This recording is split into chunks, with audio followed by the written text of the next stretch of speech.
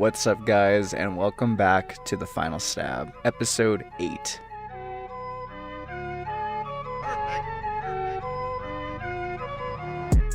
I'm always happy to come back to the podcast, especially because this is going to be a very, very, very special episode of The Final Stab, because if you have not been listening, it's alright, because this is going to be a wild-ass journey. Me and my good buddy Chai have been hyping up these past couple of weeks, months even, that we have our good buddy Xavier, who is a massive FNAF fan, and the time has finally come. He is officially on this podcast, and we talked about everything about FNAF, everything possible about FNAF, because I will just let you guys know.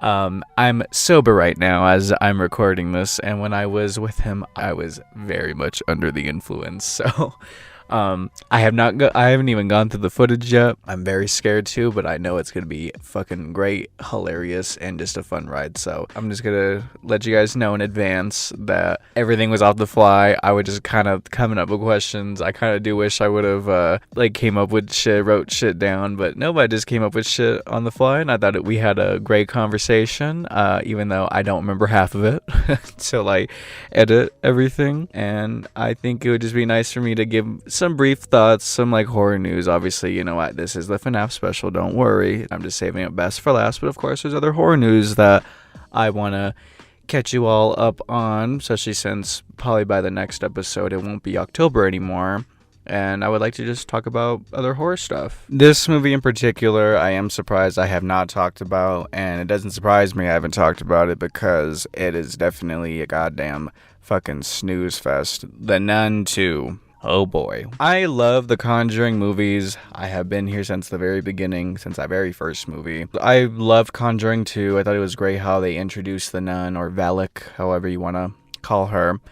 But I always loved the nun character. I've always loved the Annabelle character. You know, like, I love how the Conjuring universe really kicked off, you know, I'm sure thanks to probably the MCU. That's when it was like time to really like start having cinematic universes and all this stuff. Now we're talking about multiverse shit, and it's really fun to see how things are evolving just in the movie world. I was always just like on board with whatever for the Conjuring movies. Love the first two. I actually don't mind the first Annabelle movie. I think it gets a bad rap. I like the first Annabelle movie. Second one's great. Third one's fine. It has a great premise, but I don't think it fully committed to it. And then the Nun movies, the first one I liked, but I didn't love. I definitely appreciated, like, I liked how it was like very much like a gothic horror type. Kind of reminded me a bit of like Sleepy Hollow, I guess. Very like, I don't know if Tim Burton's the right person to think about it, but I don't know. It was just like cool to see like a mainstream like grim gothic horror film about like this like evil nun, even though like she's like so like unutilized, and they don't really, I don't think Warner Bros really knows what to do with her other than to make her just like be like creepy and shit, when I think she's such an interesting character that they don't like really want to dive that deep into. And the Nun 2 really fucking proved that, because my god, granted, this is from the director of The Conjuring 3 and The Curse of La Llorona. I think those are probably like the worst Conjuring movies in my opinion. Conjuring 3 is okay, but you can tell that like, oh no, James Wan did not direct this or write this, because The Conjuring 3 is fine. I remember when I saw it in the theater, I was like, oh, okay, that was decent. It's not good, but it's not bad. It's just right in the middle. I even thought it was probably on par with The Nun looking back. But The Curse of La Llorona, which apparently is not even part of the Conjuring universe anymore, which is so stupid. There's Conjuring characters in the movie. It's canon, so oh well. I'm considering it a fucking Conjuring movie, and it's not all that great.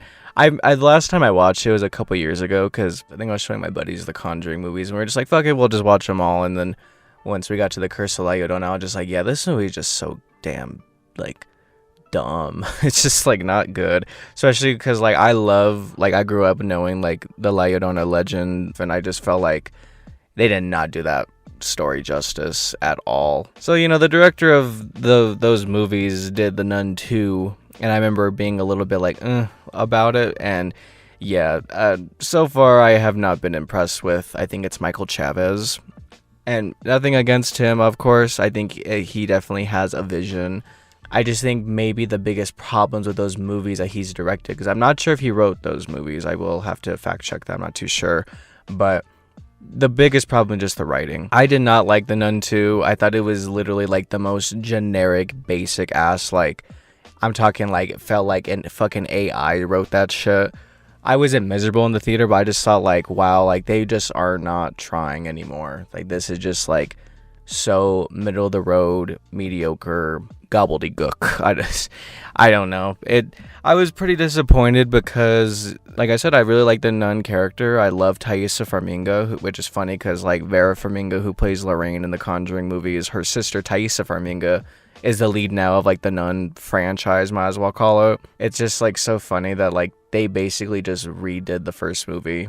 That's basically all they did. Like they made the exact same fucking movie. I guess it's like prettier, I guess. I don't know. When I saw it, I went to go see it at the IMAX and it was so dark I can barely see a fucking thing. It just like not scary. That's the biggest problem. Is it just not that scary? The writing isn't that interesting, and I don't think it's also, I don't think this is like a spoiler or anything, but the first Nun movie is a prequel. So when I heard that they're making another prequel to a sequel to the prequel, so another prequel, I was like, what the fuck is the point of that? Because I won't give anything away for the Nun ending, especially for people who would be interested to check it out. Personally, I love how the Nun ends because it ties so well with the Conjuring franchise. When I heard they're making another prequel, I was like, well, that makes no goddamn sense.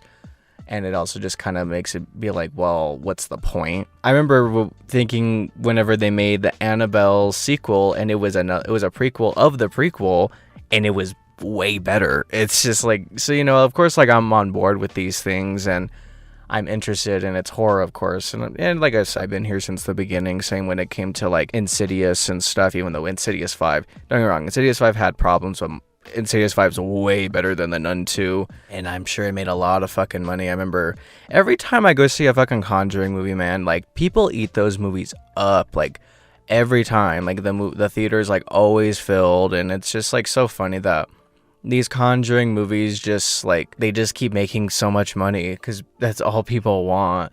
And I don't know, I just kind of feel like they really could have dived more into like her character, and like I think I can give some like plot, like I can like talk a bit about the plot, but basically like there's like a murder going around in like this like all girls school, and I was like, that's like dope as fuck. Like they could make this like a murder mystery. Obviously it's the nun killing like these kids, but instead it's like cutaways and like very cheap jump scares, also like very weird set pieces that make no goddamn sense, that like it literally like fucks with the canon of like the franchise. I like really like kind of like grind my gears a bit. Like I was just like, that makes no fucking sense. Like why are we seeing like these like weird like Easter eggs that they're making when it doesn't even exist yet because it's a like it just like weird shit like that. Like the movie was just so like I don't know. It's funny because like I remember when the trailer dropped, and I was impressed with the trailer. I'm not gonna I'll definitely admit that. That's the thing with these fucking horror movies, man. They're just, the marketing is always on point. Everyone's seen it, but there's this scene with the fucking like magazines, and like she pops up. It's cool. That's like it. Like I just laugh like when it comes down to like stuff like that. Like when it's like people are like, yeah, but there's like that really cool scene with the magazines. It's like cool, like cool, cool, whatever. Like I'll give you your brownie points just because I had that really cool magazine scene, but like they always just show like the best moments, and it's always unfortunate because it's like you expect it, so it's not like that much of a surprise once you actually see the movie. Whatever, that's all I have to say. I do have a pretty funny story of The Nun 2, I guess, just to wrap this up. Me and my friends were going to our local dispensary, and this chick was like, you guys seen The Nun 2? And we're like, yeah. And she's like, I thought it was so good. She has some cool kill scenes and all this stuff. I was like, sure, pal. Like, I'm glad you had a good time. And she's like, well, my friend had a way different experience. She went on shrooms seeing that movie. And I was just like, God damn. So, I don't know. Maybe I'll just do some shrooms and watch The Nun 2. Maybe that's how I can enjoy it. She seemed to have a good time. She said she laughed the whole time watching The Nun 2. So, maybe that's what I'll do. Maybe, I don't know. Or honestly, just fucking chop up some scenes from The Nun 2 and turn into like a fucking Deftones music video or something. I don't know. Speaking of possession movies, I guess we gotta talk about the one, the only, the infamous Exorcist Believer. I will let you guys know, me and Xavier did talk about the Exorcist Believer, but I rather kind of repeat myself. I apologize if I happen to repeat myself. I'd rather just kind of give my sober thoughts. Gosh, where can I even start? I've talked about this on the podcast before. I am not a David Gordon Green hater. I did not have a personal attack, and I'm not recovering from any personal attack from Halloween Ends or Halloween Kills. I thought that Blumhouse's Halloween trilogy was not only one of the most superior trilogies or timelines in the Halloween franchise, but I just very much enjoyed it. 2018's a fucking banger. It's literally ranked number 2 for me. I know that's a shocker, but it really is. I love Halloween 2018. Kills are just a lot of fun. Of course, there definitely are flaws, but there's so much hate for it. I do not understand the hate for Halloween Kills. I generally don't. I would fucking go into like a Jubilee middle ground video just to understand with like the Halloween haters to like the Halloween fans of like why they hate Halloween Kills so much. I think it's just so entertaining, but I digress. I've talked about it on past episodes. And then with Halloween Ends, I 110% respect people who don't like that movie. They felt cheated. They were cheated, and if they felt cheated, that's valid. I didn't feel cheated. I don't agree with all the stuff and all the decisions that they made for that movie, but I respect the hell out of it because I do like when movies do take risks, and I love that the movie did have a definitive ending. That's all I can say when it comes to the Halloween franchise. So now with the Exorcist Trilogy that I hope they get to make, because boy, I did not know that Universal bought the rights to The Exorcist for $400 million, and that's why they're investing in this trilogy, which is such a fucking huge, like, move. That's such a huge risk to not only buy the rights to The Exorcist, which I wasn't even aware of this until now with the Exorcist movie being out. Yeah, $400 million, and they're investing in this trilogy. I have no clue why they did this, but obviously it's for money. I didn't look at this movie as a cash grab. I actually was mostly on board for the most part with some of the things, because I liked The Exorcist Believer, but I didn't love it. I didn't think it was awful either.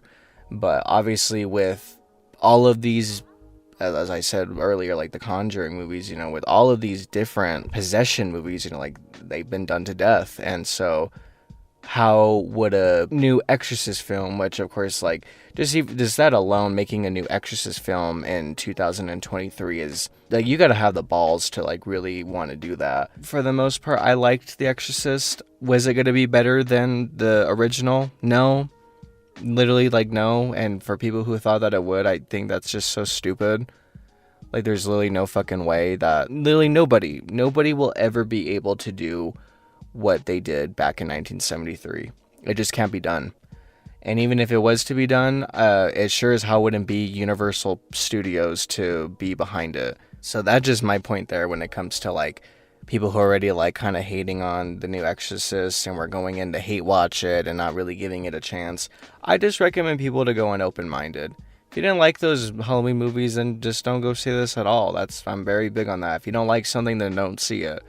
But if you're curious, I just say go in open-minded and don't compare it to the original, because that's not going to do anything for you. But at least for me, and that's what I did, I just went in to see this original story, and for the most part, I really liked it. I guess just to start off with the flaws, did it need to be a legacy sequel? No, I think the premise alone is good enough. I respect the hell out of Ellen Burstyn, who wanted to come back as Chris McNeil. Well, actually, from what I've heard, she didn't really want to come back. I guess it was actually really hard for her to be on board with this movie. And, you know, I respect the hell out of it, especially being in her fucking 90s. Like, I'm sure just that alone and her being available to film must have been not easy, especially with some of the stuff they have her do in this movie, because I don't think this is a spoiler or anything, but her screen time isn't that long as you would expect, especially with what they're putting in these trailers. It's not long at all, and I wasn't surprised by that. I'm like, how the fuck are they gonna get this 90-year-old woman to do this shit for, you know, almost 2 hours? Her screen time did not shock me at all. I'm not gonna give anything away of what happens to any of the characters. I'm just giving my brief spoiler-free thoughts. I respected the hell out of Ellen Burstyn coming back, even though, do I think that they utilized her in a good way. I think it was fine. Like I said, I don't think we even needed her in the first place. Like I said, the premise alone with the characters of Catherine and Angela, now that obviously with the original Exorcist with the little girl Reagan, we have Catherine and Angela. This time it's two girls, which is like, there's the premise there, which is an interesting premise. And I think the movie did decent on establishing both those characters, except the biggest problem is there's way too many characters, honestly. There isn't that much screen time. I feel like if we really were to flesh out almost every character that's introduced, especially when it comes to Angela and Catherine, the movie would have at least had to have been over 2 hours, maybe 2.5, just to at least like really establish everything, because we don't really focus on both those girls, especially both their families. It's mainly on Angela and her father. It's funny because a lot of like the praise I was seeing was the acting in the movie, especially from the lead. I don't remember his name, but the father in the movie, I thought his acting was very wooden. Not at all did it channel any bit of what Ellen Burstyn had back in '73 as Chris McNeil, not in the slightest. It did not come across as like authentic and real. It came across as very much Hollywood, very much generic, and that's my biggest problem, was mostly the lead of the movie. I did not believe him whatsoever that he was in danger, or that he was concerned for his daughter being possessed by a demon. That's just my biggest gripes with the movie. Oh, and I guess one that just came to mind. Like I said, I don't think this is a spoiler. There's an exorcism in the movie, guys. Just letting you know. Don't know if you know. There's an exorcism in the Exorcist movie. and during the exorcism, I thought the exorcism was fine. Did it blow me away? No.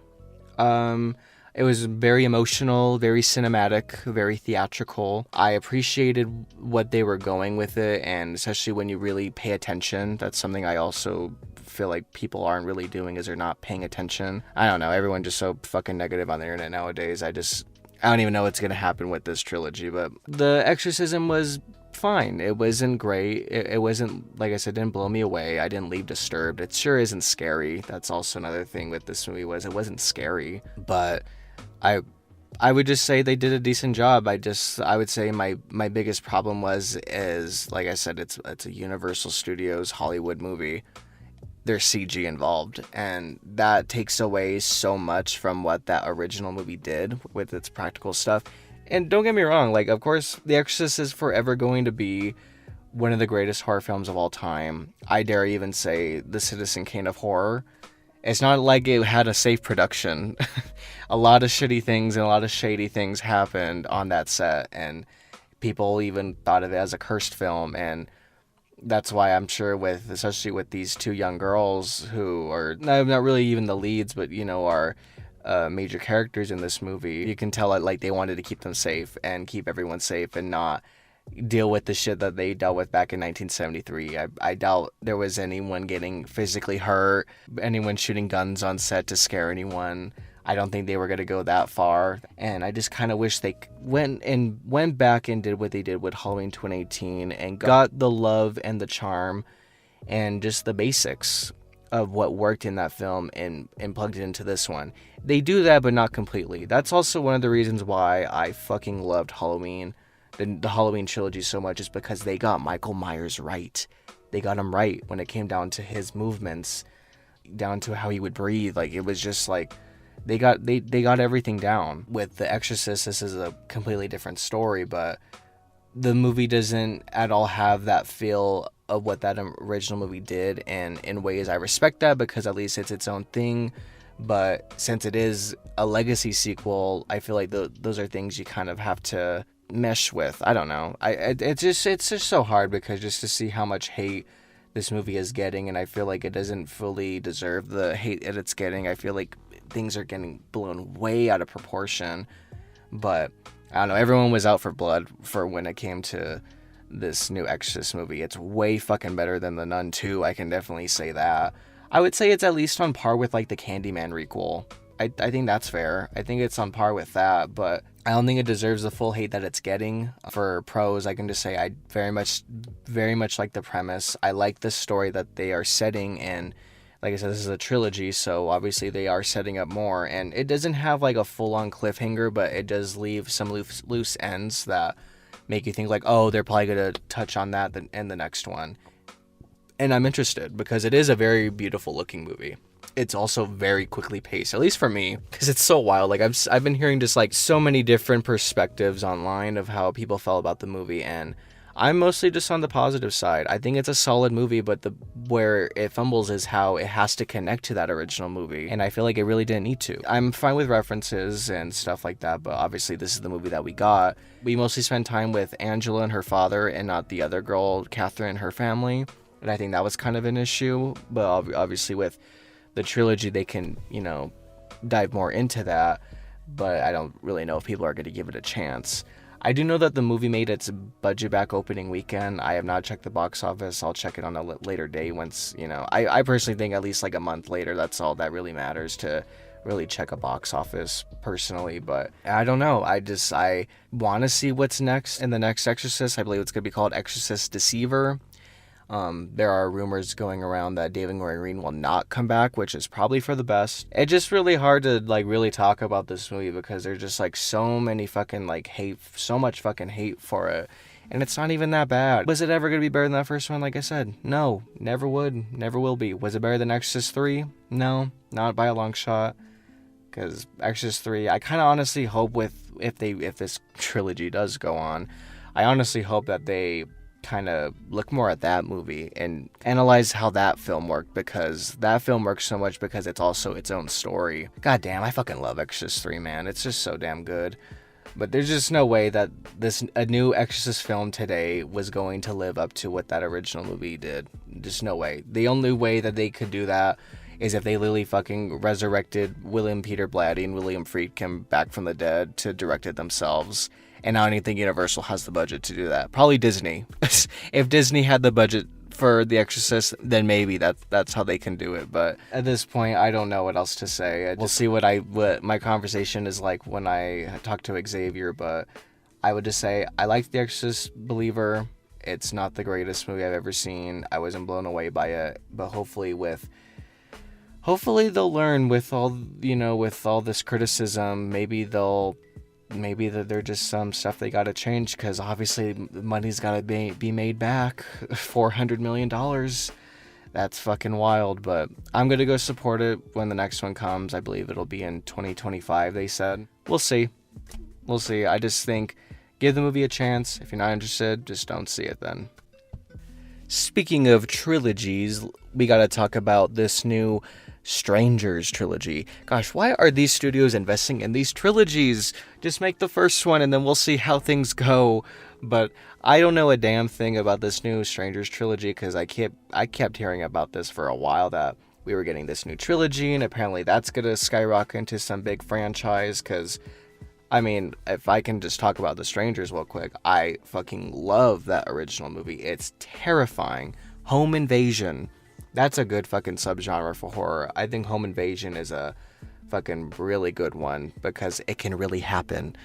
And yeah, The Strangers is pretty fucking scary and just so unique. And I recommend anybody, especially slasher fans, just horror fans in general, to check out The Strangers, because that original movie fucked me up ever since I saw it for the first time. I still enjoy it till this day. And then once we finally got that sequel 10 years later, Strangers Prey at Night, I was not a fan. It's so funny because if we're going to talk about horror movies that, are loved and hated, people fucking love that movie, man. And I just think it's so stupid. Like, I appreciate it. There's a lot of 80s horror, love. I respect it, but I fucking hated the characters. I thought the characters were so stupid. Everyone just there to get killed, and that's it. I think it's probably just dumb fun. I haven't seen it in a fat minute. I just remember back in 2018, I was so disappointed because I guess that's fair to say, yes. Was I comparing it to that original? Yes, but it was also because it was 10 years of just nonstop hype of another Strangers movie. There was so many years of people just wondering, when are we going to get another one? And we finally got it, because that original came out in 2008. This one came out, then that one came out in 2018. It was just stupid. And I thought the way that they used the Strangers were just goofy. I didn't find them that intimidating at all. Especially just like I said, just mostly like those characters. I thought they were just so stupid. I remember it was Bailey Madison as the lead, and I remember she did like a decent job. Like the acting isn't bad, but I just remember just like the script and like the way that the decisions that those characters make in that movie are goofy. There's also another scene I remember people fucking praise to this day is like that scene with like the pool. There's like a really cool pool scene with fucking Total Eclipse of the Heart playing in the background. It's a cool scene. Like I said, these horror movies that have these really cool brownie points, I give them the brownie points, but that doesn't mean that it makes the movie entirely great. It just has some cool moments. I'll be down to watch The Strangers Pray at Night again. I don't know. Because like I said, a lot of people love it now. I didn't love it when I saw it. I remember I rewatched it maybe like a year or two ago with my friends because I was showing it to them because I was just like, y'all, you like that first one? Well, get a load of this fucking second one because it's not as good. And I just remember I was still not liking it, but I'd watch it again. Why not? Fucking, it's always fun to at least watch like a good little like just turn your brain off to watch some like slasher movie. It's one of those, at least for me. We're getting a Strangers Trilogy. I don't know anything about it. I think a teaser had recently dropped. I'll wait. I'll skip it. I can wait till the actual thing comes because I'm interested. It's The Strangers, and obviously I believe it's kind of getting rebooted. I don't know if this is gonna be, like I said, a complete reboot, or it's a reimagining of that first movie, or if it's gonna be based off of that first movie and they're gonna ignore the second one, or if it is the third one after the second one. I don't know anything, but I will eventually, and I'm on board to see what's next because I just don't know why we keep investing in these trilogies when we haven't even seen the first one yet. But we'll see how things go. I'm on board and I'll check it out. I thought it was really important to bring this up. This is kind of like movie news, I guess, but if there's any physical collectors out there, for physical movie collectors out there, you may or may not know, Best Buy is allegedly, I guess maybe not even allegedly, but is apparently not going to be selling physical movies anymore next year. And oh boy, when it comes down to this shit, I'm so passionate and I'm a firm believer in physical media. You just have to have it. Like I've had physical media ever since I've been brought to this earth. I've had physical media, and I collect everything. I collect everything from DVDs, VHS tapes, CDs, Blu-ray, like everything. I collect it all, even books. Books are just as important as physical media, Blu-rays and DVDs. Personally, I think DVDs are kind of a dead thing, but I digress. But still, at least they're still around. But to hear that Best Buy, which is the only reason why I even go to a fucking Best Buy, is to get the movies there because they have some pretty cool exclusives. So to hear that they're not going to be selling this shit no more is very upsetting, I'm grateful that I lived to at least know what a fucking Blockbuster was, or a movie gallery, or just to even have like a local movie store, which, sadly I feel like some of us can relate, maybe not, that these stores are dying down because I understand streaming is big and people stream, but you gotta have physical media, man. Like I just I can't wrap my head around, just like relying on streaming. It makes no sense to me. When you have physical media, you don't need Wi-Fi. You just need electricity. You just pop the shit in. You obviously have to keep it safe, and you just pop the shit in and you watch it. And sadly, it is kind of dying down, which is not okay. Shout out to all the physical media collectors out there. It's upsetting to hear that Best Buy is not going to be selling physical movies anymore. If it is true, it's fucked up and it sucks, If it comes down to Walmart and Target, it's just like, where do we go from here? Obviously, I respect all the other physical media sellers out there. There's so many great physical media sellers out there, and I'm glad that they're still around because we need them. They're the only ones keeping this shit alive, and it's fucked up to see that Best Buy of all places is really, letting this shit die. I guess if Best Buy goes, all we got is what, FYE, and FYE fucking sucks. They fucking like triple the price in their stuff now, at least from the ones I've been to. I just think it's upsetting. It's upsetting to see that physical media isn't growing. When you have a movie, it's yours. It's physically yours for you to keep. Like, when it's streaming, movies can leave streaming services or get banned from streaming services, and when you own it physically, it's yours for you to keep forever. All I gotta say to Best Buy is kiss my ass and fuck your mother.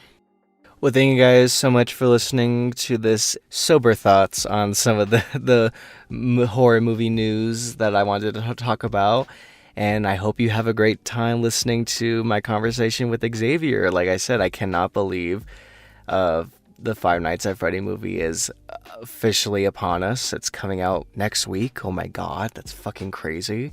And I hope you guys really enjoyed this conversation, because I know damn well I'm excited to listen to it as I edit it. So we'll see what the final cut is here, guys. And like I said, I apologize in advance if I sound like a fucking idiot, but we're going to have fun. And I hope you guys enjoy.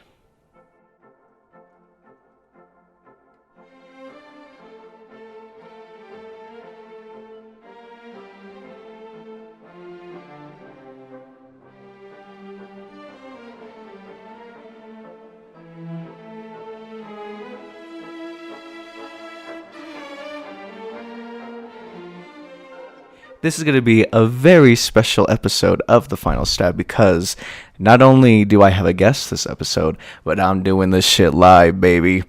I'm here because I've been hyping it up for the past couple of months. Me and Chai have been hyping it up about our good buddy Xavier. We are gearing right up just to see this FNAF movie in just 2 weeks. And I'm happy to tell you, he's right here in front of me. Take it away, Xavier. Introduce yourself. Hey, y'all. I'm Xavier. I'm glad to be here finally. Actually live and in person, which is really cool. Exactly. So this is going to be wild, because I'm going to let him take over as he explains the entirety of the lore of Five Nights at Freddy's. So I feel like we should just go all the way back to, you can correct me, 2013, 2014? 2014. 2014. So this is like middle school era, sort of. I think if I think correctly, it's like middle school time. 14 years old. 14. How did it start? How did you get introduced to Five Nights at Freddy's? Well, I got introduced by another YouTuber named Markiplier. No shit. He was the biggest at the time, and he was just one that kind of got me into everything that I was into, but mainly got me into Five Nights at Freddy's. And without him, I probably would not have been as huge into Five Nights at Freddy's, nor him or Matt Pat. So, like, what was it exactly? Was it like you heard about this horror game? Was it the animatronics? Was it the story? It was kind of a mix of everything, honestly. Mainly just the intrigue. I was mainly intrigued by the murder aspect of it, because I knew that it was like a murder mystery, and the haunted aspect. I'm a huge believer of the paranormal and huge into that type of stuff, and especially gameplay wise. So I thought that was the most interesting aspect for me. You believe in paranormal stuff? I do. Really? I feel like I'm a bit of a skeptic. Would you say you believe in ghosts? I do. I at least believe that there is some type of spirit out there, either in an ethereal form or a form that can actually be with evidence. Have you ever had an experience? There's been a couple of times where it feels like it's been an experience, but I'm not too certain if it has. There's been a couple of shadowy creatures I've seen, like at abandoned houses or abandoned places, but they've just never been extremely quantifiable. They've just been there. Well, personally, I don't believe in ghosts. I've never had any experiences. I'm not saying I don't believe people who have seen a ghost. I think that's pretty wild that, like, I know people believe that shit. Some people are very, like, I will tell you a funny story. I may have told you before. So I was with my grandpa, and he was like, do you believe in aliens? And I was like, oh shit, here we go. So then he was like, do you believe in aliens? And I was like, I don't think we'll ever actually see an alien in our lifetime, but I guess it is kind of strange to think we are the only ones. So we ended up talking for like a good hour, and I feel like my grandpa did some fucking hard psychedelics back in the day, because he told me he saw a gray. Have you ever heard that term? The Greys, yes, the Greys. See, what does that tell you? My 63-year-old grandfather even knows that shit. Hey, Woodstock was a crazy time, dude. You never know. But the Greys are actually one of the alien species that are supposedly the most hostile to humans, at least from stories and mythos that we know of. That's what we've heard. Yet again, that one's another iffy subject for a lot of people. Well, not to get distracted, I love how we went from animatronics to aliens. So to get back to FNAF, what was it exactly that you thought, wow, this is incredible? Because from what I remember when I discovered FNAF, because everyone was talking about it. It was huge. It was huge because it was a PC game first, Yep. correct? It was a PC game, and then it went to being a mobile game. And I just thought it was just, you're in this like haunted restaurant, whatever you call it, pizzeria. You're in this haunted pizzeria, and you're just trying to get away from these evil animatronics. I did not know about this whole stuffing kids in suits and killer rabbit people. You know what I mean? Mm-hmm. I was like, this is insane. And then it mixes into this fandom that is very passionate. The fandom is one of the scariest yet most intriguing parts of Five Nights at Freddy's. I think the Five Nights at Freddy's fandom really needs to be like studied. I would say a documentary to understand. There should be a documentary style like type of deal on the FNAF community, because there's a lot of crazy people in this community. Me included, and even then, I'm kind of on the lesser side of things. Exactly, and that's also why I just think it's like wild, like how people would make these incredible animations, like these very intricate, like music videos, detailed animations for every type of deal. When did that start? That actually, the music video aspect didn't start till like halfway through the major popularity of the first game, because it all started with The Living Tombstone. His first Five Nights at Freddy's song was such a big catalyst into Five Nights at Freddy's music as a whole, because normally it was just like the old school try how to make Five Nights at Freddy's not scary videos. Those were the first really, really popular videos of Five Nights at Freddy's, at least in the comedy aspect of things. And then the comedy kept taking off, and it just went into more animations of the animatronics actually playing the game, and of course overselling the jump scares of themselves being jump scared by themselves.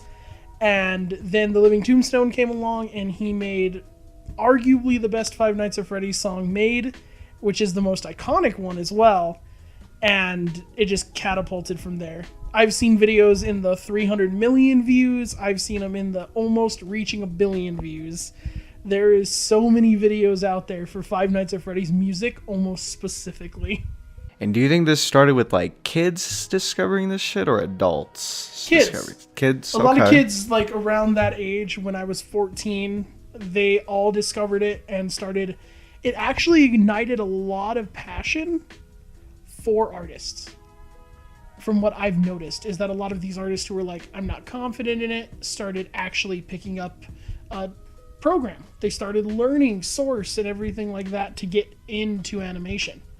And that actually catapulted them into being some of the most successful animators, like on YouTube as a whole.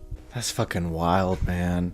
Like I said, I discovered, maybe, I'm not even kidding, this was probably like around FNAF 4 or sister location. They all came out so fast, so I mean, those two games was probably when I actually knew about the lore of FNAF. When you started getting a feeling for it and everything. Like I'm talking about like watching those Matt Pat videos and realizing, oh, this does have a story to it. There's lore. Did you need those Matt Pat videos? I did, but at the same time, I was able to connect some of the pieces just watching Markiplier play it. Oh, no shit. And then once I was able to actually get my hands on it, courtesy of one of my best friends, I was able to actually play the game and understand the Easter eggs and start piecing together what was going on. But Matt Pat definitely helped in the theory side of things and piecing together all of the crazy convoluted lore. That's crazy. Like I still can't believe that when it came from 2014 to now 2023. It's insane. And now we are officially getting the movie. Let's get into it. 8 years in the making. Okay, so 8 years in the making. When was this they actually going to announced it in start? 2015. Wow. It was literally after the smash hit that was FNAF 1 and 2 came out. They were like, hey, we see potential in this franchise. We're going to think about a movie. Then when they started thinking about a movie, everything just kind of kept going. Scott Cawthon, the creator of Five Nights at Freddy's, wrote, I think it was like 25, 30 scripts, something like that, until they landed on the perfect one, which is the one that we're going to see in the movie. See, I even remember, 2015, that does actually sound about right when they announced the movie. I remember thinking, like, no, this is going to be impossible. They can't do this. Granted, like, obviously, I'm a big Chucky fan. Yeah. And I also, one big thing why I love Chucky is because he's an animatronic. Yes, he is. He's an animatronic, and I've always was so, like, into, like, how they would create that doll. So when I think, like, okay, animatronics, fucking there's 4 animatronics in the FNAF games, and they're fucking ginormous. They're almost all 8 feet tall. They tower over anyone, and they are superior beings in that universe. It is literally terrifying to think of. It's like walking into a Chuck E. Cheese, and you can't do nothing. You're overpowered. Did you like Chuck E. Cheese as a kid? You know what's funny? I actually have a funny story about that. Go into it. When I was like 4 or 5, maybe around 5 or 6, my parents took me to a friend's birthday party at a Chuck E. Cheese. Okay. They had the animatronics, the play place, the arcades. I played one arcade game. I came up to my parents and said, "This place sucks. I want to leave." I left, and I've not stepped foot in a Chuck E. Cheese till actually quite recently. Oh my god. Yes. My partner and I were able to go to... We took their nephew out, and we got free reign of a Chuck E. Cheese. Now, granted, this was quite recent. They did get rid of all the animatronics. Damn it. So I didn't get to see any of the animatronics, but I did get to like actually enjoy a Chuck E. Cheese. Well, I guess that's one way. You always see a kid get scared around those fucking things. They were terrifying, dude. I thought sure, I get they're terrifying, but I thought they were cool. I would like stare at them. I got like all close up to them. The engineering and the science behind them is absolutely incredible. Because that just goes all the way back to Walt Disney. No shit. Without Walt Disney, we wouldn't have modern animatronics, as it were. And of course, Jim Henson just pioneering it as well. But Walt Disney actually started it with the very first animatronic, which was the Abraham Lincoln animatronic. It was for the original Disneyland back on California. That was the first? That was the first, like, legit audio animatronic. Holy shit. Walt Disney pioneered it into what it is today. See, folks, now Walt Disney is the inspiration for Five Nights at Freddy's when you really think about it. Well, it also plays back to the Uncanny Valley. They're all so uncanny. They look so lifelike, but they're not. Yeah. Their movements are stilted. They look like they're out of a picture book, honestly. They look like they shouldn't be real, but they are. And they're all just facsimiles of either modern day people or animals we see all the time. I mean, dude, Chuck E. Cheese is a rat. Yeah. Like, come on! For real. Oh, jeez. Well, to get back to the movie, I remember there was like all these different studios that were going to do it. It was going to be like Warner Bros., Blumhouse. When they said Blumhouse, I saw it. I was like, that makes sense. Yeah, it makes sense. From just the standpoint of horror, it makes the most sense. I think it makes most sense for them to do it and that they should do it. And look. They are. They're doing it. They won. And honestly, I couldn't have picked a better company. Like, because I do like Blumhouse's productions, and I do like their grandstanding that they have for a lot of horror productions. Yeah.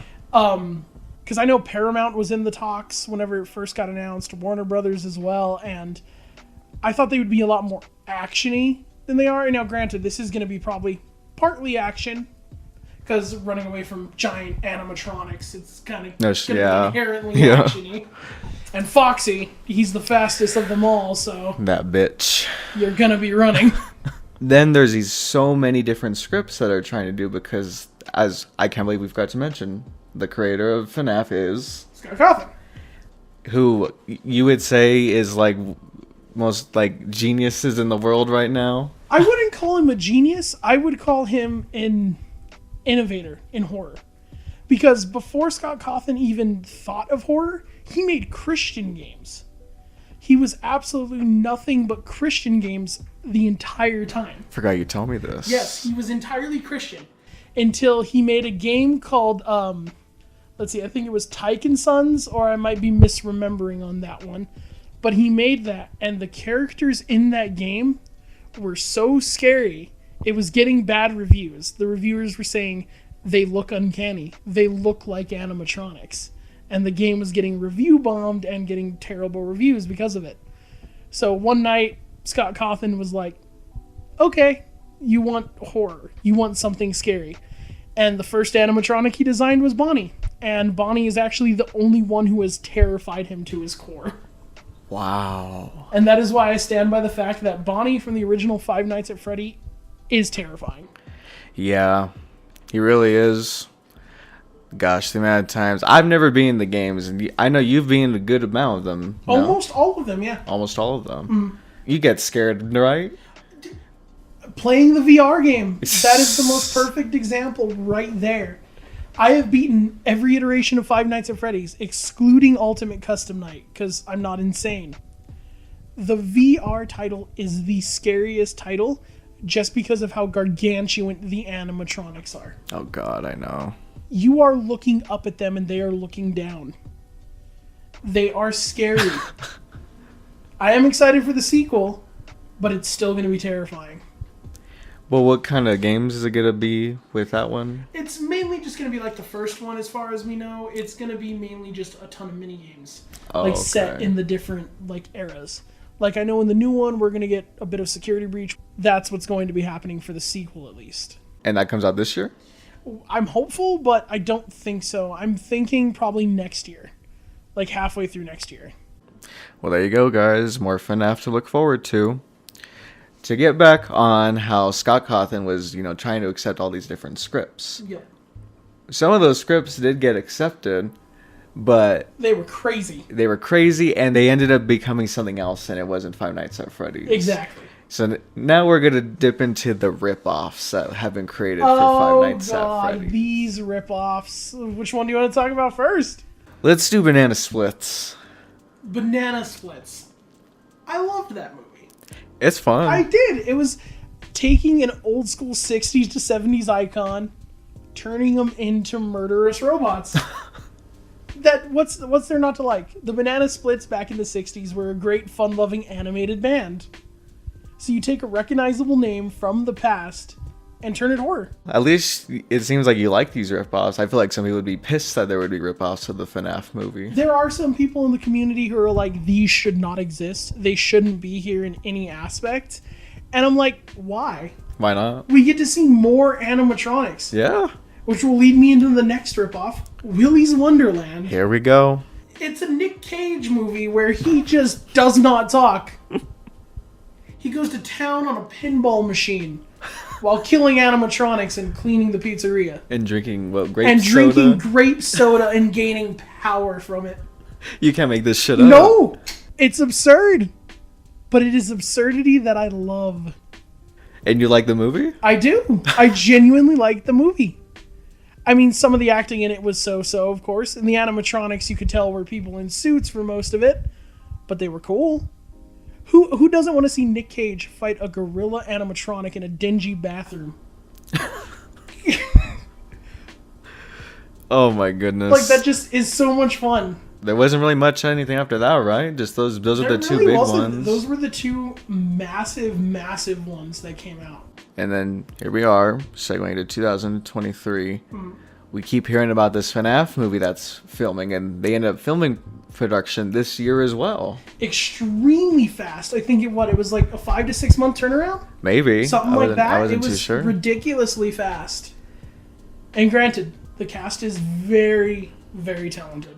That's crazy. Like, we're getting this FNAF movie early, and then between when that teaser came out and when they finished filming, there were leaks. There were a lot of leaks. The majority of them were insanely bad quality. Yeah. As leaks tend to be. But those leaks. Were you a little skeptical with some of them? I was skeptical. I was like, there's no way this is in the movie, or that doesn't look right. But once that second trailer hit, it confirmed everything from the leaks. And they were true. Well, let's talk about that really big leak, like that one where that man is probably dead, for all we know. The man that leaked that whole trailer. Dude, he was terrified the entire time in that video. He was like, Blumhouse is going to kill me and kill my family. I don't know what they're going to do to me. And when you see the man himself pop up onto the screen, he was terrified. But he leaked that trailer, and no one even knew what Freddy and them even really looked like. No, we had no concept of what they really look like on film. We didn't see them like fully in that teaser trailer at all. We saw good enough stuff, but then there was the controversy with the eyes, because the eyes were red. They were, and they are like that in the game, at least in most parts of the game. So yeah, to talk about, so you disagree with people how they thought it was a bad thing. I disagree with people in the aspect that it is in certain games. It does show up in, like I said, the VR title. Yeah. 99% of the animatronics, when they go in to kill you, have red glowing eyes.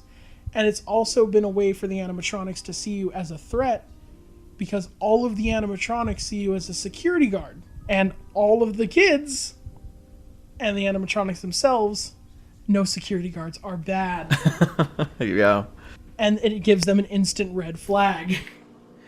I mean, come on. In Five Nights at Freddy's 2, you literally have to wear a Freddy mask to trick the animatronics into believing you're one of them. Because if they see you, you're dead. We'll see how that turns out, because we've been seeing some like TV spots and stuff where like the eyes aren't red in It's certain inconsistent. scenes. So we'll see. When we get that final cut, we'll get our official answer on it. But that was pretty much the only complaint I can think of. For the most part, everyone was really excited. Like, they just said they looked great. They look amazing. They're full-blown animatronics made by the Jim Henson Company. Yes. They look absolutely immaculate. Everything is perfect, even down to the weathering on Foxy, which is kind of hard to get because he's one of the most beat-up animatronics in the game and movie. And they got everything right. Let's dive into that cast now. I'm going to start off with the obvious here. Let's go. Matthew Lillard. I've loved that man since the original Scream. I loved him in 13 Ghosts. Hell yeah. People forget about him in that movie, and yeah. I love that movie. That movie is one of my all-time favorites. So him playing William Afton himself is the most perfect choice I could have asked for. Yeah, I have no idea what the actual like fan castings really were, but there wasn't many. There was some, but there wasn't like a huge push for it, like for the fan castings. Because to be honest, we didn't even know if this was getting made. We had no idea if this was gonna legitimately come out. We had no idea which script was planned. We didn't know if Scott was done with the franchise after some other controversy that has happened to Scott Cawthon. But seeing this come to fruition and seeing Matthew Lillard as William Afton is a sentence I get to say. It's something that is happening, and that is just magical to me as a Five Nights at Freddy's fan. I don't even remember the last like big motion picture Matthew Lillard was even in. I actually don't even remember if it was like a super big one, but I know he was like on a Netflix film, I believe. Don't quote me on that, but I think he was. I remember he played a serial killer in Criminal Minds. No shit. He did. He played a serial killer in like season 7 of Criminal Minds. That was like the last notable appearance I remember him specifically in. What's up, guys? This is Julian from the future, and I'm very happy to say that I was very happy with the conversation me and Xavier had listening back to this. And I will just give a little disclaimer. Some of the audio did get a little shitted, so if he sounds like a robot or like it's kind of like echoey, it's fine. You can still hear us, but it just doesn't sound as clear, especially since we were in a very open room with a lot of shit going around, a lot of noise going around us. So just letting you guys know on that. And I do spoil a bit of the Exorcist movies, so if you don't want to know any spoilers to the original Exorcist or Exorcist 3, highly recommend skipping. So yeah, let's get back to the podcast. You ever seen the movie Zathura? Dude, Zathura. Now that one is one of my childhood classics. I actually have that one on Blu-ray. I begged my parents to get me the actual board game to Zathura back in the day. Really? I did. They never got it for me. I saw it at a yard sale like 2-3 years ago, and I did not have the money for it. It upset me. Bro, I fucking love Zathura. Good old days, man. Good old days. But why did I bring up Zathura, though? Well, one of the biggest characters in Five Nights at Freddy's now, who is PETA. PETA. He's PETA. Josh Hutcherson. It's a very good casting choice. I just never thought I'd see the day. Same thing. I don't even remember the last thing that man was in. No, like I said, Hunger Games. That was the last so. thing I vividly remember was Hunger Games. Well, he's going to be Michael. He plays Michael Afton. You're going to see Michael Afton in the flesh. Yes. How does it feel? Well, this isn't the first time. Well, you know what I Technically. mean. You know what In I live mean. action, yes. It feels interesting. Especially with the script they landed on, which is the Michael Afton script, which is what its code name was. I'm very glad that we get to see Michael Afton actually realized. It's all come together. It has. It's all come together. I know the director. This is like, is this her first date? Is this her debut? I believe it's her first like directorial debut, but she's also a writer. Do you think she's a good fit for this? I believe so. Explain. Especially since she's being spurred on by Scott Cawthon. Okay, so they Because Scott know is each not. other. Yeah, Scott's not completely hands off in this. He wrote the script and he is going to help direct it the best he can. Because in the long run, this is still his franchise. I'm surprised he isn't directing. I don't think he was ready for that. It's big shoes to fill. It is. It's a very big shoes to fill, and especially with a ravenous fan base that is the Five Nights at Freddy's community. Because this fan base is scary, at least. I'm surprised. It's pretty funny. As we all know, it's October. Spirit Halloween, Walmart, Halloween decorations are out. I'm surprised they're not selling animatronics of FNAF right now. I think if the movie does really well, then we'll probably see him at Spirit Halloween next year. That's something that me and the boys noticed. I think it was either Sam or Anthony that had said, "Wait, they're not selling animatronics." We were talking about this last time we were at Spirit Halloween as well. It's wild. Maybe next year, right? Maybe next year We they'll can sell hope. something. Because if there is, I'm buying one of them. Damn, it's really happening. Five Nights at Freddy's, the movie. The movie. Doesn't even feel real to say, but Five Nights at Freddy's, the movie. And get this, it's not just one movie, it's a franchise. It's a franchise. Well, how did you feel once you knew the exact plot and the exact script they were going to go with? Happy. Okay. I am intrigued as to how they are going to do the story of Five Nights at Freddy's because, as anyone who is a Five Nights at Freddy's fan can tell you, it is convoluted. Oh boy, is It it. does not make sense sometimes, and it goes on and on and on. There's books. There's books. And most of them, if not all of them, are canon. That's insane. It is, and they all tie back to an eventuality in each game. Well, at least we're getting something that's going to be pretty basic, easy for people to understand. It is going to be I kind of figured they would have to dumb it down Right. for the movie aspect, just so everyone could follow along. Because the only bits of lore you get in the first Five Nights at Freddy's, you get 4 paper clips or like paper clippings that are on the wall. And they're random chance to even show up. And what the phone guy says. That is it. That's it.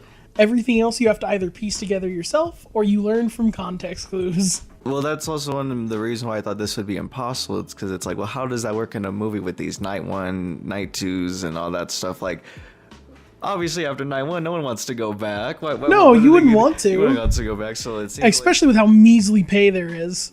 The pay is not good to work there. So then, how do you think it's going to go down in the movie? How he's going to just accept to keep going back? I don't know if he's going to go back or if what it looks like is he's going to be stuck there. Okay. So it doesn't look like he's going to be leaving the pizzeria. It looks like he's going to be stuck in the pizzeria. Unless Officer Vanessa, who is another character in this one, which I'm honestly surprised is in the movie. Not that big of a surprise, but still surprised she's in there. Will take him home. Like, save him from the animatronics or give him a little bit of a heads up, which we've seen in the teasers. Mm-hmm. She does tell him, hey, you can't stop these guys. And he has a little sister. He does. And his little sister is, I believe her name is Cassie or Connie. I know it's a C name. Eventually, she becomes the marionette. And I don't know how they're going to tackle this. I don't know how they're going to paraphrase it or put it into the movies or even into the future movies or how they're going to do it. Because originally it took place before Five Nights at Freddy's 1.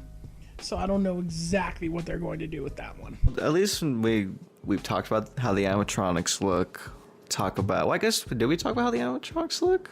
We talked about some parts of it. I was saying that they were perfect and how good they are. We can go more detailed. Did you think it was completely accurate to the game? Yes. Even the endoskeleton, which is inside of the actual animatronic, is 1-to-1 recreation from the game.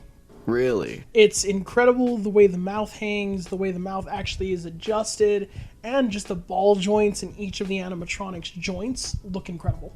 I remember there was some people thought that like Freddy or even all of them were going to be too furry looking. I'd say they got them just right. They look matted enough to be perfect. But they are dingy. They are dirty. They are gross. They've been in an abandoned animatron, like an abandoned state for who knows how long. Yeah.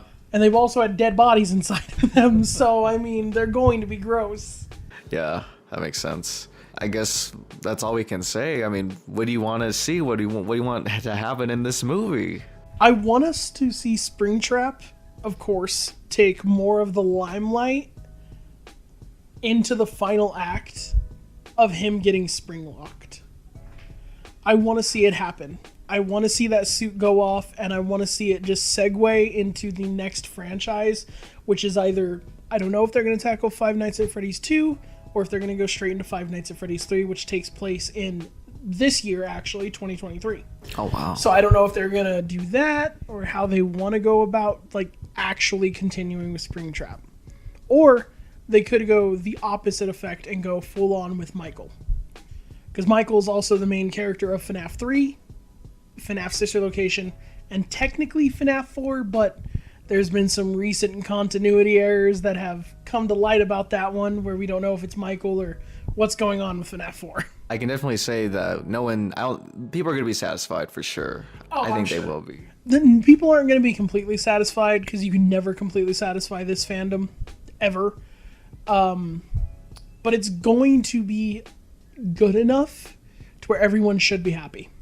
I agree. And it's coming from someone who doesn't know that much about FNAF and someone who really knows a lot about FNAF. Yes, it's going to be fantastic. And whether it is absolutely trash, or whether it is, I don't want to say a masterpiece, but a very enjoyable horror movie. Especially for it being PG-13. I was just about to talk about that. It's PG-13. How did you feel about that? Because some thought it should have been rated R. I wanted it to be rated R just for the simple fact of people have the misconception that Five Nights at Freddy's is a children's franchise. Yeah. And I really want the movie to showcase that it's not. And that's why I wanted it to be rated R, because I wanted to see a little bit more of the aggressive side of the animatronics. Because, I mean, whenever you die in the games, you see your dead body in the animatronic suits.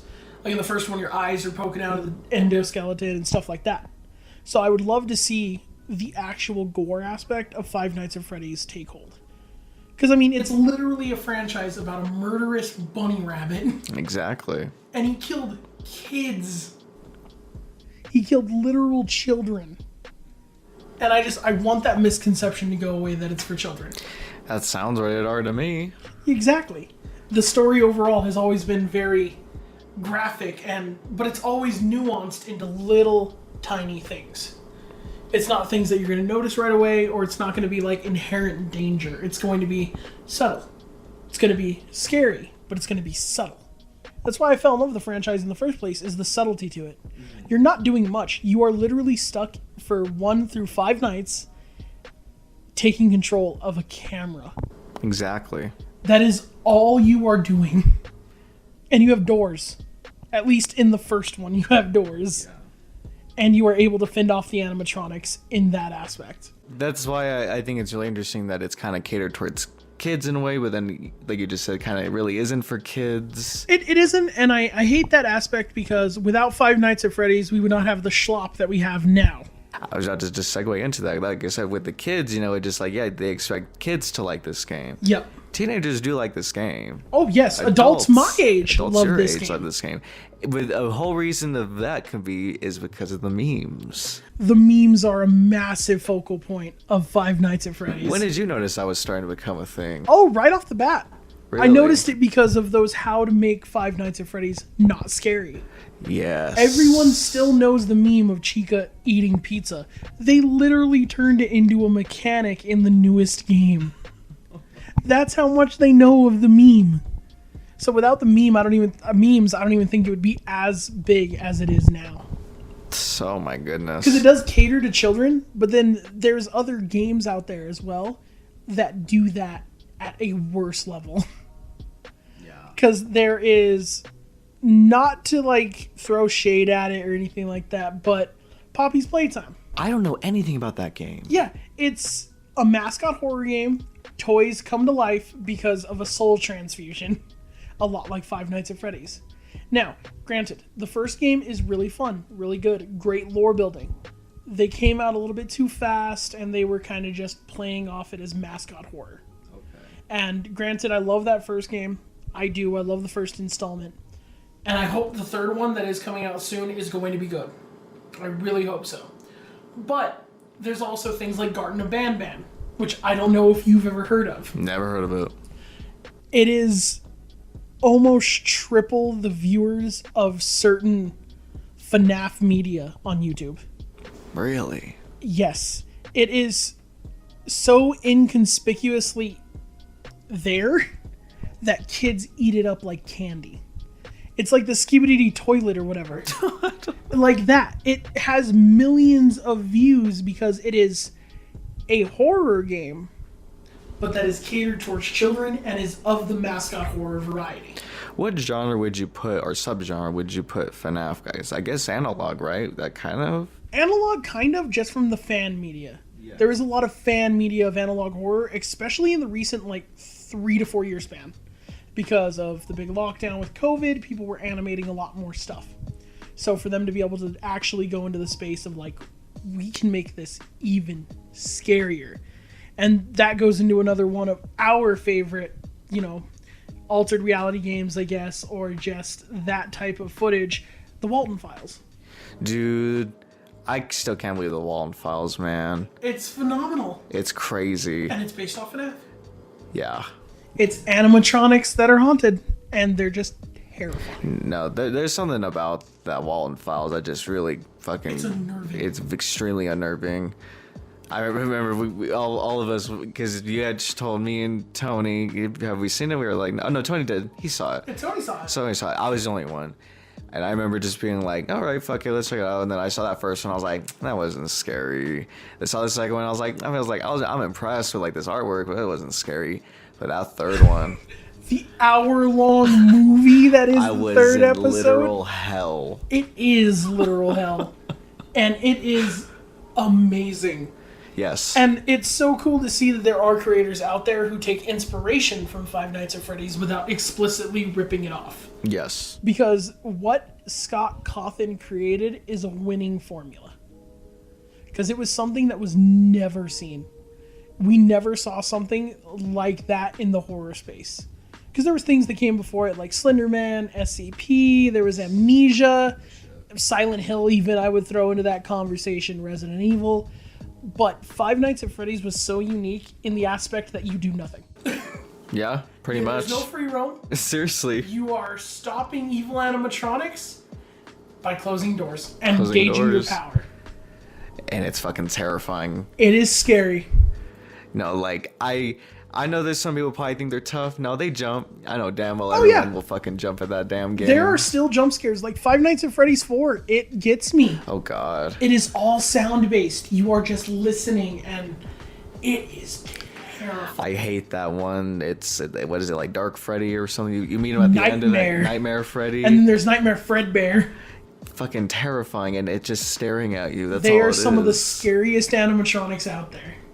Fuck that. And they just are there, and they are huge. Again, they are huge. And I cannot preface it enough how huge they are. Yeah. I thought they were maybe 7 feet tall. No, they reach an 8 to 9 feet tall. That's fucking Baby, nuts. one of the animatronics in sister location, is almost 10 feet tall. She is 9.5 feet tall. What the hell? She is gigantic. And she serves ice cream.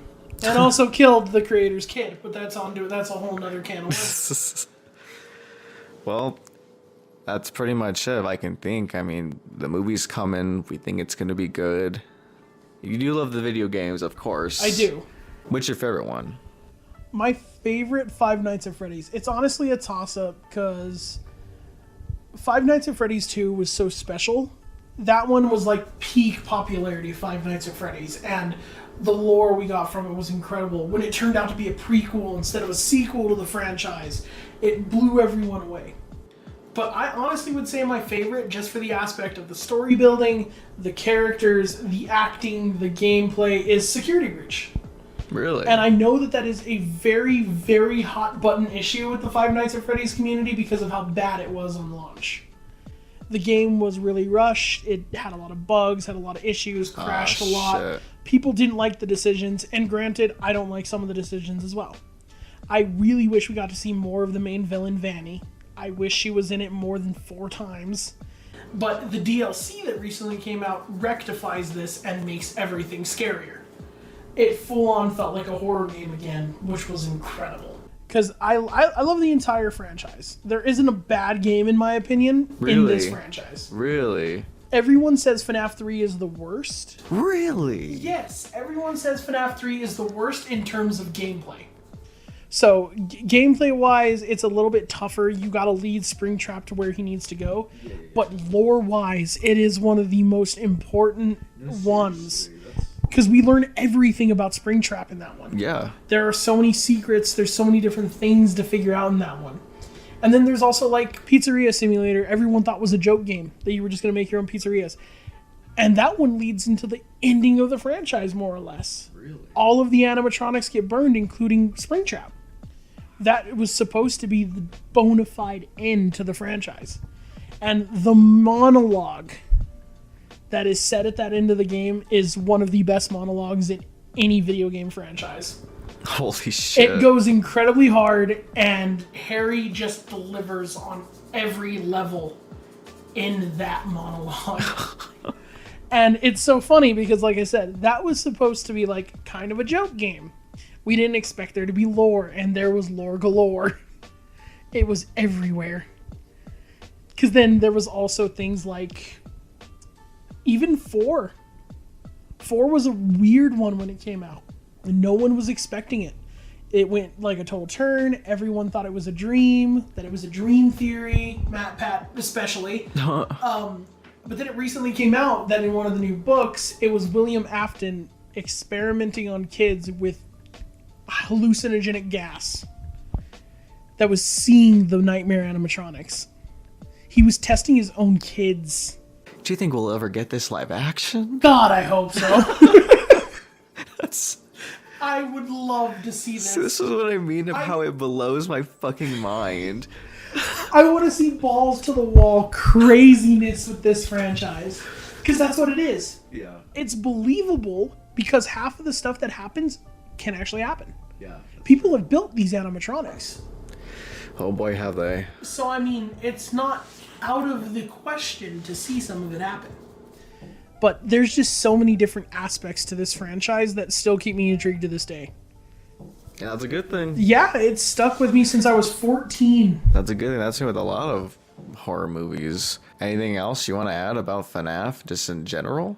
I just hope that everyone enjoys it as much as I'm going to. Oh, they're going to enjoy it. They're good. I think with this movie alone, this is probably going to bring even more fans. I hope so. Like I said, I just hope it takes away from the child demographic. I know it's not going to. I would love for it to push away from the child demographic that it has now.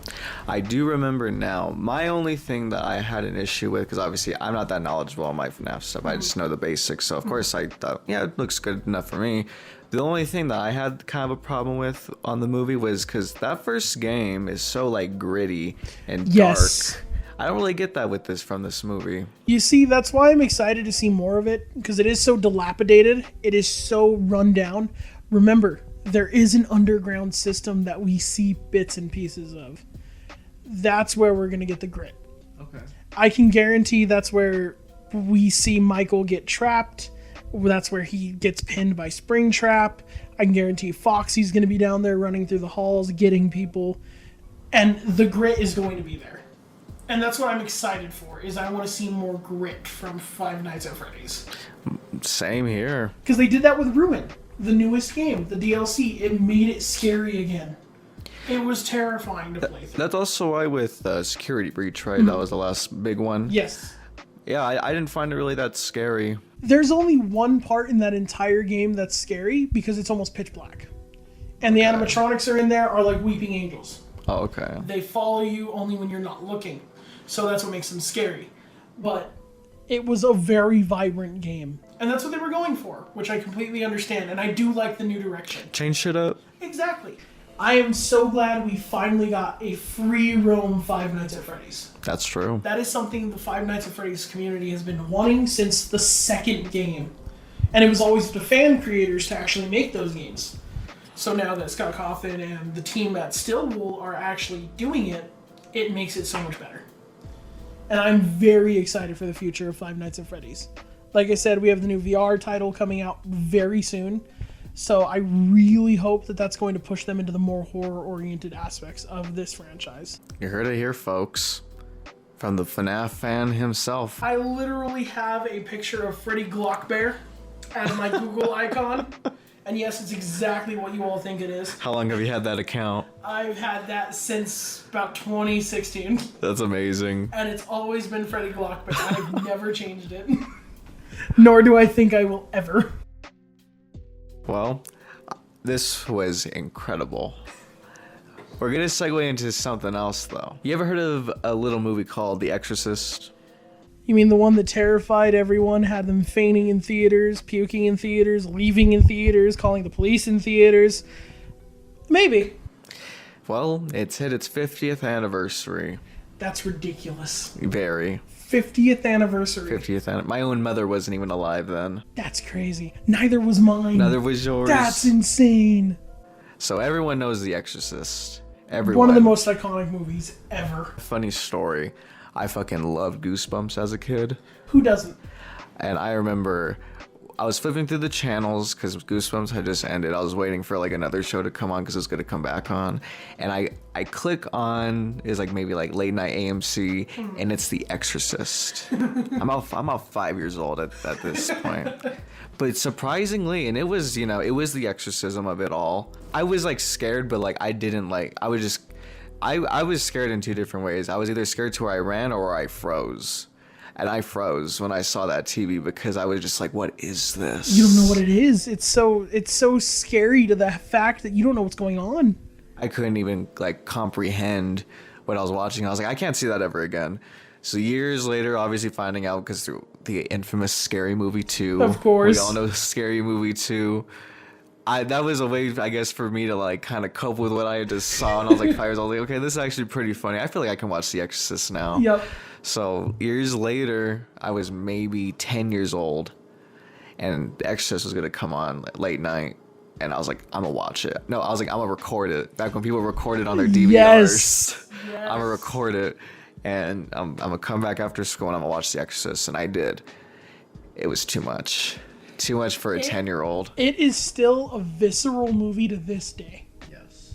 It still holds up 50 years later. It's extremely shocking to see some of the things in that movie, especially because I remember I had always heard, like, because it was like, yeah, there's a scene where this girl puts a crucifix in her vagina, and I remember being like, no, there's no way they'd film that. And when I saw that scene when I was 10 years old, it's one of the most terrifying things. Like, I was just like, I can't believe this is real. They filmed this. They put this on syndication and put it on movie screens. They had this out everywhere for people to see. That shit scared the shit out of me. But the thing is, I watched it fully, and I was like, oh, I liked it. But looking back, it's like, I didn't know what the fuck was going on. I didn't know the true morals of that movie, of how it's about faith and what to do if you're ever going to lose a child and all that kind of stuff. Facing the reality of losing a child.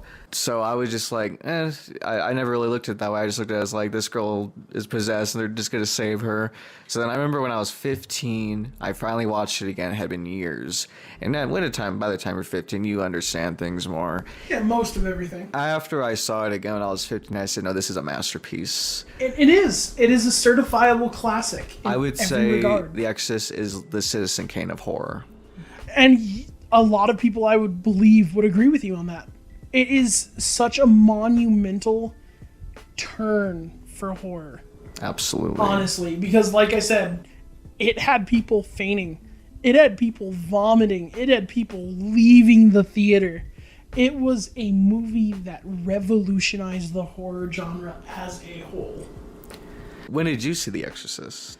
I was about 6 at the time. See, so we're both young. I was watching it with my mother, actually, because my mom got me into all this type of horror stuff, and this was right before Paranormal Activity. Seeing that happen to a child, no less, like on the screen, that was a little older than me, like at the time, was so terrifying.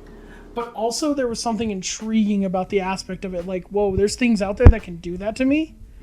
Or there's something out there that has a mystical power that we will never be able to stop. Would you say you liked the movie as time went on?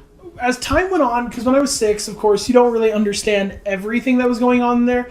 I understood the moral of possession. Mm-hmm. And then once I hit like 10, I was like, oh, I understand that it's about strife and learning and seeing exactly what's going to happen to you if you lose a child or things like that. And then I hit like 15, 16, right around the same age, and I was like, yeah, this is just amazing. It's an amazing movie. And I understood everything about it, and I understood the characters' strife, and the anger, and the fear, and the worry they went through in that movie. And it's still polarizing to this day to watch it. Exactly. That's why I think it's one of the all-time classics, if not the most classic, like, ghost horror movie out there. I was just gonna say, like, would you say that, like, kids today can still discover it today, and even in another 50 years, it's still gonna hold up? I'm hopeful that it is. I really want it to, but I'm gonna be just totally honest with how media is today. Yeah. And how prevalent it is to desensitize your child to everything going on. And need I say more about some of the influencers and some of the people who are in the spotlight all of the time?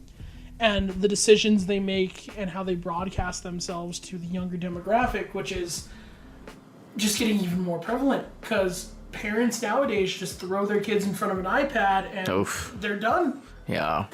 And to me, that's ridiculous. So it desensitizes children. Which is pretty concerning. It's extremely concerning. Now, granted, I was desensitized at a young age. Me too, but like, we just knew better. We knew better, exactly. Exactly. Most of these kids don't know right from wrong now. They don't know what's real. Because all of these people on the internet, on TV, in movies even, are broadcasting themselves as these larger-than-life individuals, and then they can get away with everything, or they can do whatever they want and face no moral, legal, or even psychological repercussions. And that, I think, is the main issue with horror trying to be progressive nowadays. It definitely is, you know, like, it is a pretty funny term when they say elevated horror and stuff like that. Stuff like that. But there's a lot of good and really good effective stuff that we generally just need for, you know. Yeah. And that the reason why I bring this up is because it's like, well, have you seen the Exorcist sequels? I haven't seen all of them. I think I've actually only seen like the original Exorcist, and I think I saw like Exorcist 3 or something like that. Exorcist 3 is great. It is. It was a decent movie from what I remember, but it's been years. I'll kind of go down the list because, there is an Exorcist 2. It's not good. It's pretty bad, actually. Regan comes back in it, but it's like, I can't even explain, like, this movie. Like, she comes back and then, like, she thinks she can, like, help people because she was... Like, experienced it? She was experienced because she was possessed by a demon and stuff. It's really fucking goofy. That's weird. So the third one is off of a book because I forgot to mention. Have you read the Exorcist book? Yes, I have the Exorcist book, of Nice. course. My mom has that one as well, and I've read it on a couple of occasions. See, I recently just bought it. I haven't read it yet, but did you know that there is a sequel to The Exorcist and from the book? I didn't know that, actually. Yeah, there's a sequel. It's called Legion, and it's actually based off of what Exorcist 3 is. So, Really? so William Peter Blatty, who was the creator of The Exorcist, he wrote the book and wrote the screenplay for the movie. Of course, no wonder why the movie did so well. He wrote this story about, because as we all know, apologize if I spoil a 50-year-old movie. I feel like people should know by now. Father Karras dies in The Exorcist. Yes. It's very emotional and extremely sad. death. It's a damaging death for sure. Very damaging. One of the most iconic deaths in, I'd say, horror history. And there's a serial killer on the loose, and he looks like Damien Karras. Interesting. So the cop from the original Exorcist, who is Detective Kinderman, he comes back to figure out this crime. Mm-hmm. People are getting killed off. Even people from the first movie that were in it are getting killed off. Legacy characters are getting killed off. He's like, how the fuck can this be Damien Karras? He's been dead for like 15 years. And it's a huge, beautiful psychological story about, is Damien Karras really back? It's a really good story. A little iffy at times, but the reason why it's so good is because William Peter Blatty directed it, the creator. So it has to be good. It has to be great. And do you know who he cast to play the killer who they think is Damien Karras? Who? Brad Dourif. All roads lead back to Chucky, don't they? So obviously I'm very, very biased, and I think that he deserved an Oscar for this movie. I'm being honest. It's an incredible... All roads lead back to the Chuckster, don't they? Of course it does. So that's what Exorcist 3 is about. It's an incredible movie. Wow. It's extremely emotional, and it has nothing to do with Reagan. That's the point of The Exorcist, though. It has nothing to do with Reagan. Yeah. It has to do with everybody. Yep.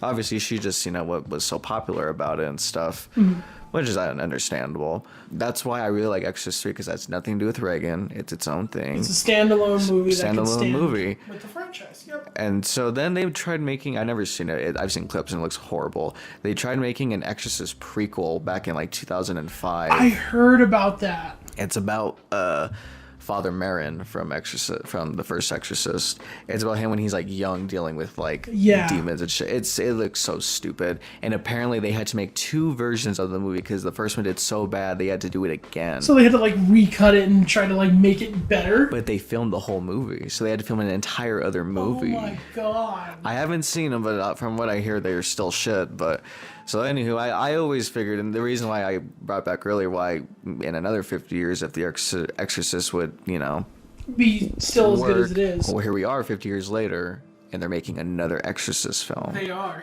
Now, granted, they did. I've always said this, I've gone back on the podcast talking about how I feel about remakes and requels and stuff. You can't remake The Exorcist. There are certain movies that you can just never hope to remake. My 2 is The Exorcist and Jaws. Jaws is a perfect movie. Perfect movie.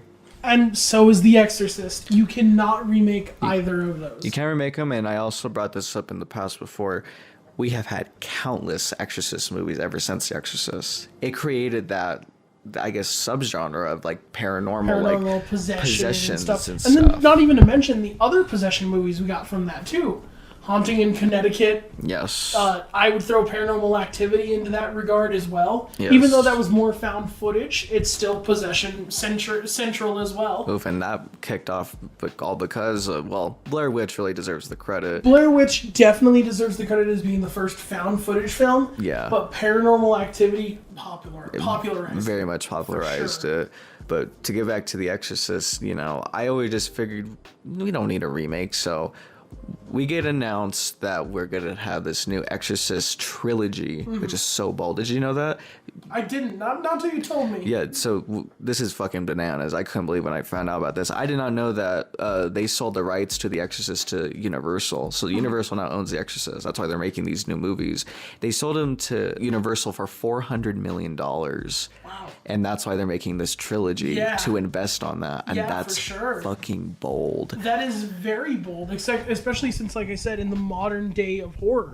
Since we haven't seen many spectacular horror movies by these bigger companies. Except for, of course, like Blumhouse, which is still doing great horror, and A24. Even A24 is still kind of underground. Oh, God. So, I mean... We'll get back to A24 in a minute, but I was just going to say, so I really like the Halloween trilogy, the new one. I've showed phenomenal. You them. They were great. I thought they were really good.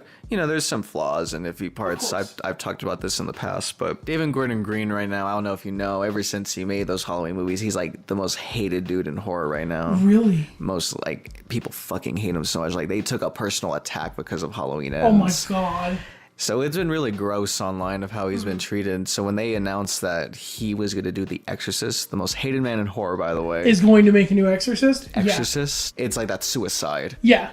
It's career suicide. Career suicide. So I'm like, okay, well, I don't agree, by the way. I'm just mentioning this because Yeah. everyone's just so like extreme. Constantly talking about like, oh great, another franchise will be ruined and whatnot. I was like, you know what, let's just see how they do, because this is coming from someone who liked those Halloween movies, so we'll see how he does with this Exorcist trilogy. I think it's really cool that they did the two girls this time are going to Yeah, be instead possessed, of just one. which was a past idea for an Exorcist sequel back in the day, but it looks like they're kind of going off of it now. I would say that it was pretty good. It was done very well, and the effect was there.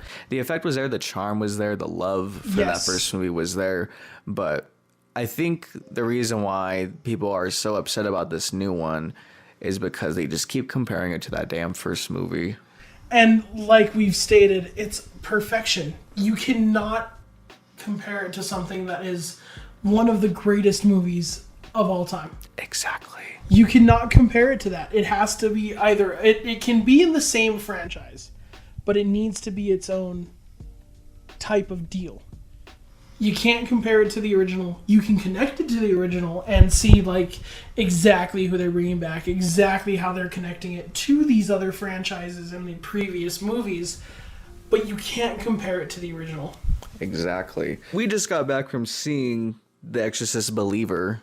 What'd you think about that subtitle, by the way? Very fitting Very fitting. for the actual plot of the movie. Very, very fitting. So I was like, this is pretty insane that we're getting this new Exorcist movie. So yeah, we just got back and I saw this was my second time. This was your first time. It was. And I would say they did a good, solid job. They did. It lived up to every expectation for the like paranormal aspect of it. It was creepy in all the right aspects, and the story was great. If you had to find any flaws, though, at least just from your first viewing, what would you say? Parts of the acting.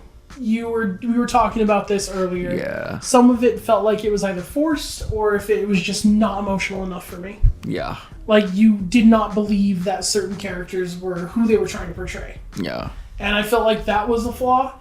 And for me, the first like 25 minutes, 30 minutes of the movie either dragged on or it was just hard to hear.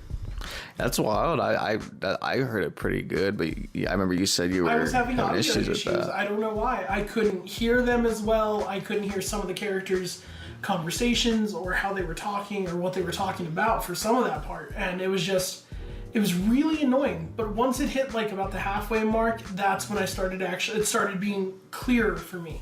Yeah. And where actually the pace of the movie picked up, and I thought it was a lot snappier and a little bit better in my opinion. When I first saw it, sadly we were running late, so we kind of missed like the first like 5 minutes of the movie. Didn't miss too much, but so we missed some stuff. So the pacing was completely off for me. So because I didn't get to see a real beginning. So I was, when I first saw it, I was like, oh, the pacing was kind of off. After seeing it the second time, no, that pacing was really good. It's really quick. Very quick. Yeah, it was very quick because that's how I felt with the first part of the movie. It was going super quick, and then it started picking up a little bit more, slowed down, explained parts of the aspect like of the movie that were happening, and exactly which characters were going to be integral to what was going to happen. So I was going to dive into some of my flaws because, like I said, I did like it. But my flaws, like I said, I agree. Some of the acting was just a little interesting, off-putting just because I'm like, at least for me, because I know I'm an uncle. So, like, now when it comes to, like, children being in danger and stuff, I get, like, really sensitive and shit. Extra like, oh, I'm like, we need to do something. Yeah, we need to about do this. something. So, like, I would be, like, emotional and, like, crying and stuff if I was ever in the situation of the dad in this movie. And he just didn't really come across as that. So it didn't feel very authentic to me. So some of that, and like I said, so I thought the pacing was done better on my second viewing. And I just kind of thought with the legacy characters, did you know about that, by the way, that Ellen Burstyn was coming back, Chris McNeil? I did not. I had no idea going into this movie that they were going to bring her back. I remember I thought it was wild. I love Ellen Burstyn. She's been in some incredible movies, so it's even wild to think that she's still acting and she's 90. That is ridiculous. So it's like, it's a blessing they got her. Yes, it is. It's a true blessing they got her. And I want to keep this spoiler free just for now, and then we can dive in another time. But this will be spoiler free. So I will say, in all honesty, did she need to be in the movie? No, she didn't really need to be. But obviously, off of the hype of the Halloween trilogy and all that stuff, they had to kind of go off of that formula. They really put it in vogue and put it on the map that like requels are cool and back in Halloween 2018. So they're going off this formula of like people like legacy characters. Yeah, people love legacy characters. So when it comes to if you're gonna make another Exorcist movie, obviously we have to get somebody back from that original. But the thing is, almost everyone's dead. It's an old movie. It's literally just Linda Blair and Ellen Burstyn. So exactly. That's why I'm just like, all right, well, at least I got them. And I don't know if you know about the director of The Exorcist, but he recently passed away this year. His name was William Friedkin. Yes, I heard about it. We were talking about it last time we were hanging out. Yeah, God rest his soul, man, because of course he just made such a fantastic film. He was a hard ass, though. He didn't even see any of the Exorcist sequels because he was either offended or just felt like he didn't need to see any of them. So he was a hard ass, so I knew he was not going to be involved with this new movie. I just figured, okay, I do still trust these people that are doing the new Exorcist trilogy. Exorcist trilogy. So we'll see how they do, and I think they did a pretty solid job. It's a good start. Good start to something that could be pretty big. I hope it is. I love The Exorcist, the original Exorcist, of course, as we've stated, phenomenal movie. So I hope that they can piggyback off of this first one's pretty good performance and great start to this franchise. At least a retelling of this franchise. Exactly, a retelling. Granted, another thing I will point out is the fact that the original Exorcist is very real looking. Mm-hmm. It doesn't look like a movie. Yep. This looks like a movie. You could tell. This new one looks like a cinematic Hollywood Universal movie. Yes. So that's what kind of takes away the charm. And like I said, we've had countless Exorcist movies. So I understand you don't want to reinvent the wheel. Mm. In this case, I feel like you kind of have to. You've got to do something. Just because this is The Exorcist, you gotta change something up that we haven't seen. So I will say some stuff did feel, quote, generic, but I thought it was still well executed. Yeah. It had a lot of good points. It had some bad points, but overall, I think it was a decent movie. It was good, and I hope they can continue that. If you had to give it a grade, what would you give it? I'd give it at least a good C+ to maybe about a B-, honestly, in my opinion. Honestly, me too. I was thinking about B or a B-. Yeah, it was really good. Overall, it was just really good. There's just some nitpicky points. It's not great, and it's not like mind-blowing. Certainly was never going to reach what the original was. No, of course not. No, nothing was ever going to, but at the end of the day, we're getting it, so we got to deal with it, and at least it wasn't awful. Yeah, it wasn't terrible. It wasn't like the Chucky remake. Oh, God. Ouch. I've thought about talking about that on the pod, the Chucky remake. I've mentioned it here and there, but to actually really deep dive and go into it, I'm not saying this is going to happen. I've talked about this in the past, but I've thought about doing a podcast episode about toxic fandom. But I feel like I'll get myself in a lot of trouble if I start talking about it. And it depends on which fandom you're going to talk about. Well, it would just be like everyone in general. Like I that was the first time I ever experienced like true gross toxicity and stuff. Fandom when that Chucky remake came out. But like I said, I don't know. I don't know if I'm ready yet. I'll probably have to literally meet the fans of the Chucky remake just to kind of make amends. Yeah, I got you. I feel you. Just to have like no bad blood. But anywho, I guess we can segue a little bit back to FNAF just to really kick this all to a close. But, the FNAF fandom, as you said before, is pretty wild. A lot of them are toxic, and it's atrocious what some of them done, because that actually leads me to a big point of contention in the community is Scott Cawthon himself. He got himself in some deep water with... he had some donations to a couple of Republican candidates that were like big but bad big, and it was nowhere near how much he's raised for charity or for other things that he's put towards. That was just his beliefs and what he wanted to put towards. and people were threatening him. They sent him death threats, and they were even threatening his children. They like doxed him and found his skull. And that actually led to him just abandoning the franchise and giving it to Steel Wool and stepping back and retiring from it.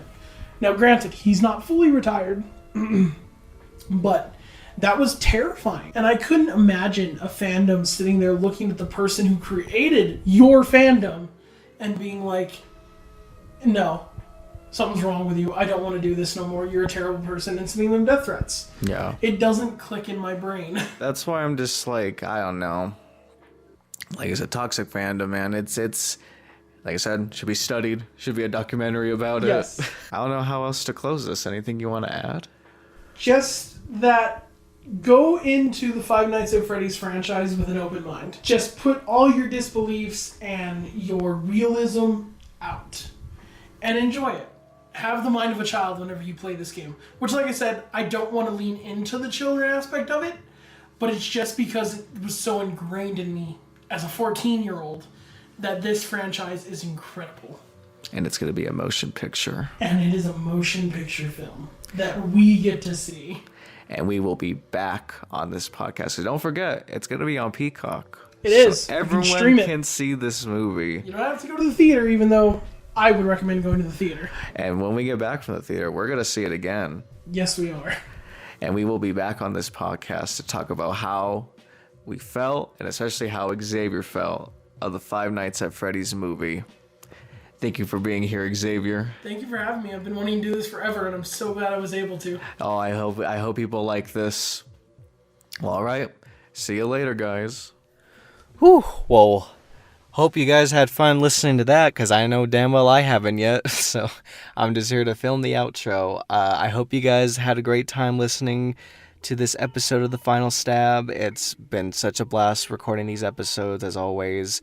I'm always happy to, talk about horror. It's my passion. Horror, I live it, I breathe it, and I'm just always happy to talk about, everything going on right now. I don't know what I'll be ready to do next episode. Like I think I said this earlier, but next episode it won't be October anymore. Sure as hell been a weird fucking October, man.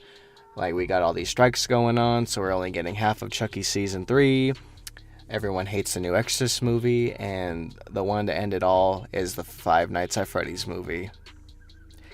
So I have no clue what next year will be like. So hopefully October of next year will be better. I know damn well we'll have stuff like Terrifier 3, which is exciting. Definitely can't wait for that to come out. So yeah, I'm not too sure yet. Since the holidays are approaching, it'd be probably pretty cool to talk about some holiday horror movies. That'd be pretty cool. I don't know. Like I say, guys, send suggestions. I have no other things to come up with. I have stuff written down. I just don't know when I'm ready to actually sit down and record it. But I'm always happy to see what's next. Definitely probably next episode, since Chucky, part 1 of Chucky Season 3 will be done, I'll be talking about my thoughts of what I thought of part 1, because very excited. As this recording, the next episode, Tiffany's back, so that's really exciting. And go check out the new vids. Obviously, if you haven't caught up on The Final Stab, go listen to it, and go listen on other episodes, and go check out my audio commentaries. I've been having a blast doing those. If you haven't seen my short films, Devil Child and Angel of Death, I did audio commentaries for them, just kind of dipping my toes into how I felt about them now and giving some cool behind the scenes stories. And I honestly would love to do it again. I don't know what else projects I would want to do it for. I'm thinking maybe Ghost Boy Shorts. That'd be really cool. It's kind of like a feature length thing. It was a little 5-episode series, so it'd be pretty cool to do something like that. So I don't know.